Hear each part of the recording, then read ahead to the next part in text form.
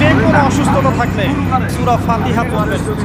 সূরা ফাতিহা পড়ে নিজের গায়ে দম করবেন, পানিতে দম করে খাবেন, দেখবেন সূরা ফাতিহার মধ্যে শিফা আছে। সূরা ফাতিহার মধ্যে শিফা আছে। এই সূরা আরেকটা নাম হচ্ছে আয়াতুশ শিফা। এই সূরার মধ্যে শিফা আছে, আরোগ্য আছে।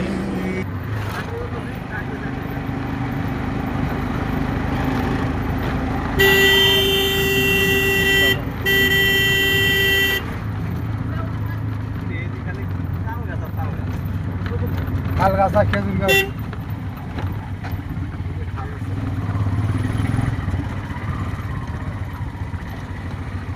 যদিও